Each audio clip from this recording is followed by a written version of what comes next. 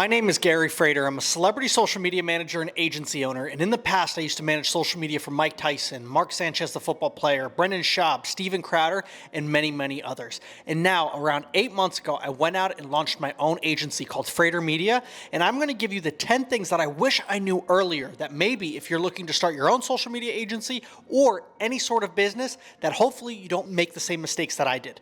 Without further ado, let's get right into the video. Number one, and the most important, is learn how to take care of yourself. This is by far the biggest thing because you as the business owner are the vessel to the business. Without you, everything else fails. You have people that are relying on you to make sure that they can feed their families, and your clients, they want you to ensure that the work gets done, right?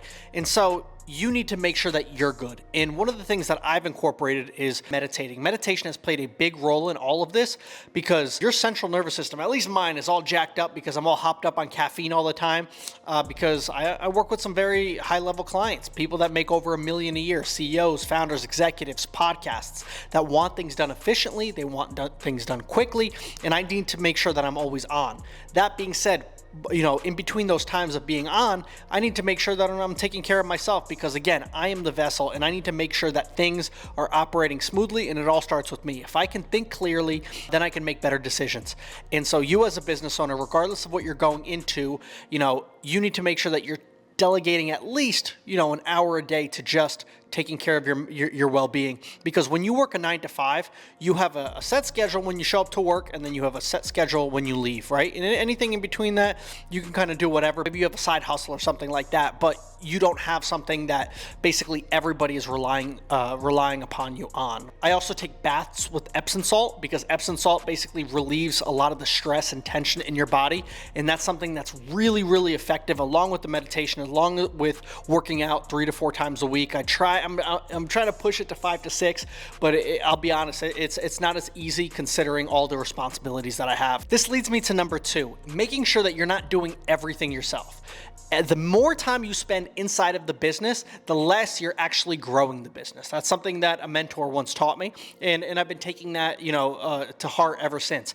Because although I am working inside of the business now in order to make sure that it grows, I still have a video editor that does the video edits. Prior to this, before when I had my first client, I was doing all the video editing. I also have my brother who handles all the payments, who's also the COO in the second half of Frater Media. He's the other founder, and so then we have graphic designers. We have basically a team that does everything that I shouldn't be doing, right? And so I need to be in charge of basically strategy, making sure that the business is running smoothly, making sure that the clients are happy. Those things are the most important, and everything else, like the quote unquote mundane work or things that I can pay people that can do a better job than me, I need to be doing that.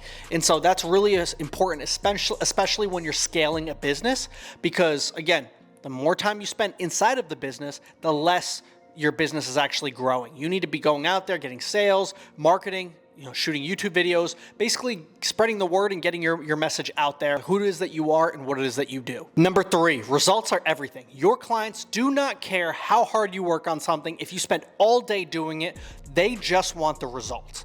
And that being said, when it comes to social media, the ROI is oftentimes extremely hard to calculate.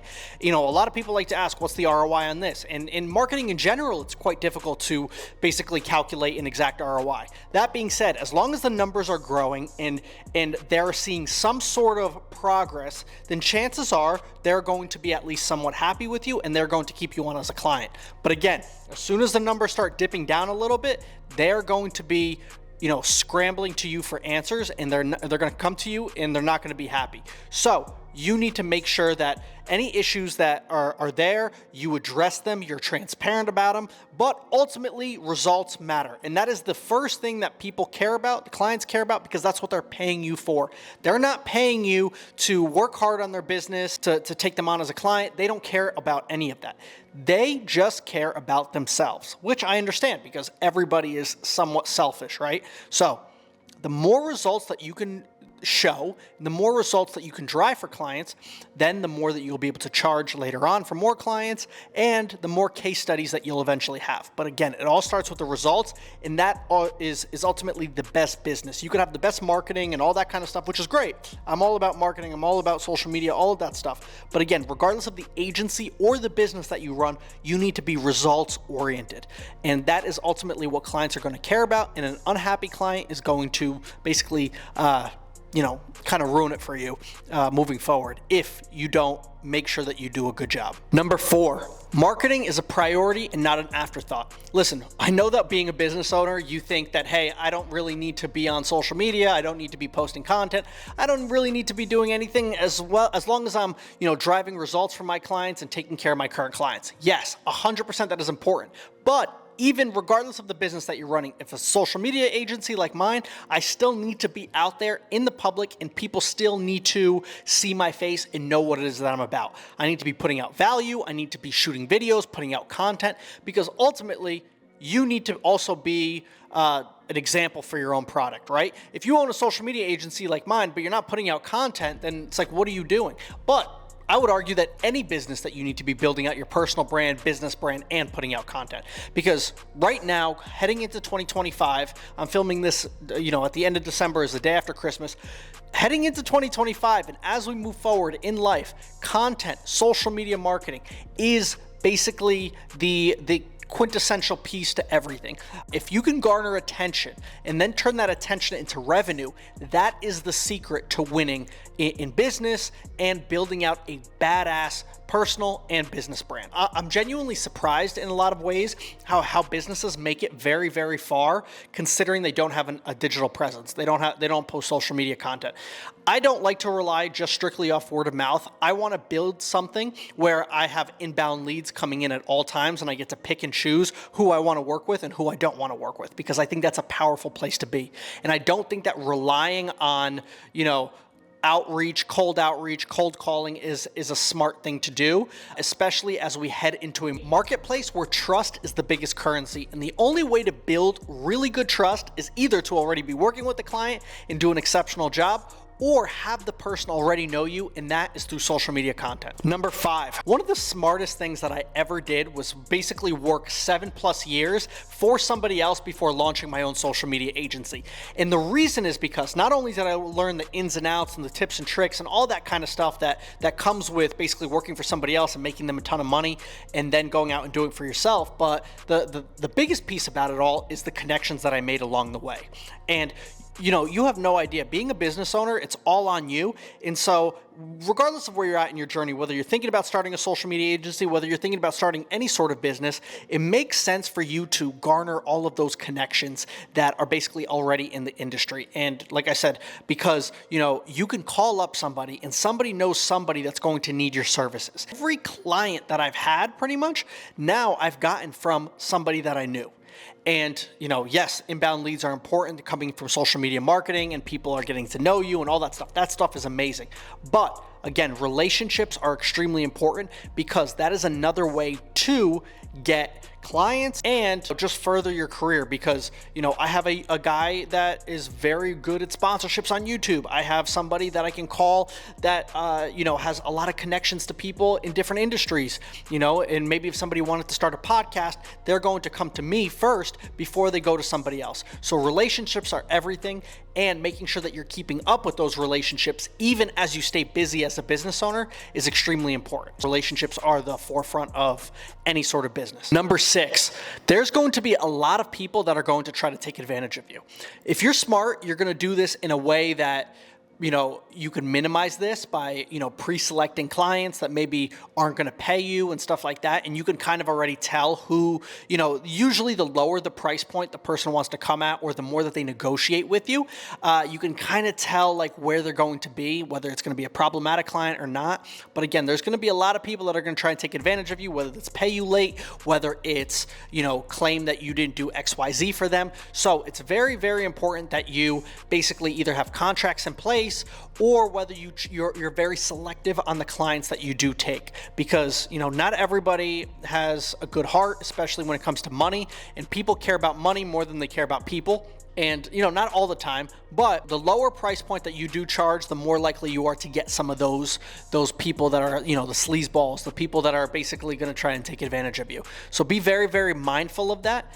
And, try to either take half the payment, at the beginning of the month and half the payment at the end of the month, especially, as you're just kind of starting to build a relationship with these people. But just something to consider is that, not all business deals are smooth and things are going to happen that is kind of grimy in this industry. Number 7, build systems, not just a business. The reason why you want to build systems in place is to make sure that things are running efficiently, right? When you, let's say, onboard a new client, you want to make sure that you already have systems in place, and that way you're not scrambling to figure out, oh man, I got to onboard this client one way and this client another way, and things are going to fall through the cracks, and you're going to be looked at as unprofessional. So, especially as you want to scale your business and want to get more clients, you want to make sure that you already have systems in place where you can kind of, as the business owner, take yourself out and you can kind of just not only delegate but guide people into the right direction, right? So okay, I have Muhammad that does this,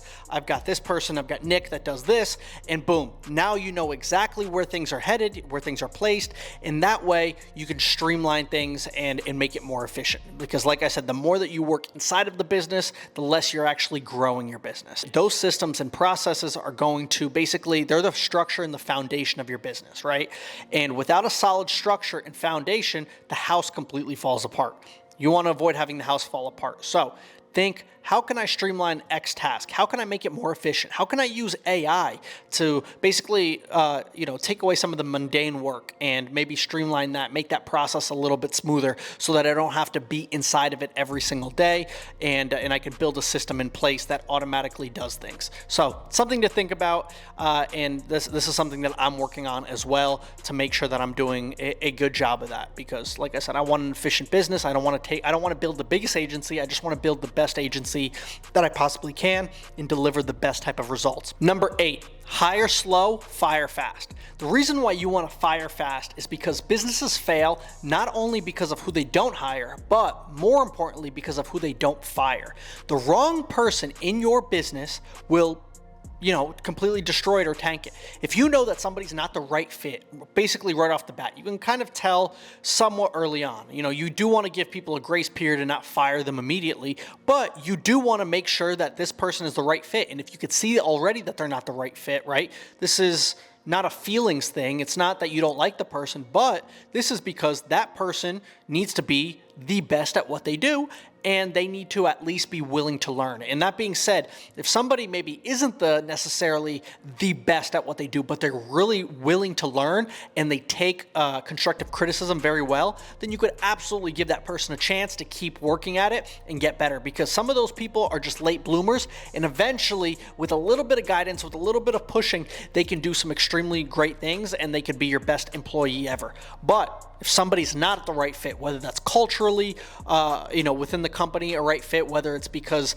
they disappear for hours at a time, lack of communication, these things are just unacceptable. And you cannot have that when you're running a successful business or any sort of, right? Like, you want your business to be successful. And the reason why you can't have that is because you, as a business owner, it all falls on you. And if your employee lacking somewhere is going, especially with a smaller agency or a smaller business, is going to show to the client in some form or another. Maybe it's a bad video editor, maybe it's a bad graphic designer, and then ultimately it's going to come back to you. That's why it's important to fire fast and then hire slowly. So make sure that person is the right fit, because once that you already hire them, they're a lot harder to just fire than, for example, if you never brought them on in the first place. So just something to think about. That's been my personal experience. Number 9, failure is feedback. Listen, if you run a social media agency especially, you understand that most of the pieces of content that you put out aren't going to go viral and quote unquote work, right? You might put out 100 pieces of content and maybe 10 of them do really, really well. And so that's what you need to figure out more of, right? Like, how do I double down on what works and discard what doesn't? And in that failure that you get from putting out so many pieces of content and it flopping, but eventually it's going to take off, that is all just information for you to gather. And that's why you need to be analytics driven when you do get a piece of failure, right? So if a piece is not performing as well as you thought it would, you need to figure out why that is. Maybe I can improve the hook. Maybe I can improve the first 3 seconds. Maybe I can just package it better and maybe the thumbnail isn't as good, or maybe I need to book a better guest for a podcast. All of these things are basically information for you to take in order to improve your product and moving forward, how you can be the best at whatever it is that you do. And last but not least, number 10, encourage innovation. So this goes back to the results thing, but you really want to make sure that you, whatever industry that you're a part of, that you're in the forefront of the latest and the greatest things that are coming out. So, for example, if I'm in social media, right, I want to know what latest AI tools that I can use to leverage some of the mundane work or enhance my content, right? So ChatGPT, I can use Grammarly, I can use Opus Pro, I can use 11 Labs for voiceovers, things that, people don't necessarily know about, not every single content creator knows about. How can you have that upper hand? How can you as an agency beat the agency down the street? Because ultimately, business is a war, right? And so you need to make sure that you come out on top. And the way that you come out on top is by being the grittiest, the most consistent, and ultimately making sure that you're innovating. So learning the latest tips and tricks, reading whatever book that you can to get a little bit of a head start, a little bit of an insight, a little bit of something extra that your competitors don't have. Maybe it's just being better at customer service, but again, innovation is extremely important. How do I make sure that my thumbnails are the best? How do I make sure that my YouTube videos, my edits are the best? Whatever it is, you want to make sure that you are leading the charge, and that when people look at your agency, when they look at your business, whatever business it is, they know that, you are doing something a little bit extra than everybody else. Some of it might not work, but at the end of the day, it all goes back to the only thing the client cares about, which is results. Guys, thank you so much for watching my first YouTube video in a really long time. I'm basically starting this channel all from scratch. I really want to position myself as a business thought leader, especially when it comes to content and social media marketing. But this channel is going to focus on money, entrepreneurship, and basically, any advice that I learned along the way that I could pass down to you. I want to make sure that that you're armed with that knowledge that I wish I had. I've met some extremely successful people. I've, been mentored by Mike Tyson, by many of the best content people on the planet, many of the most successful men on the planet. And so I want to make sure that you have all of that knowledge that I have in my brain that I can package into a YouTube video. I appreciate the support. Make sure you slam that subscribe button. I really, really appreciate it. And I'll catch you guys next time.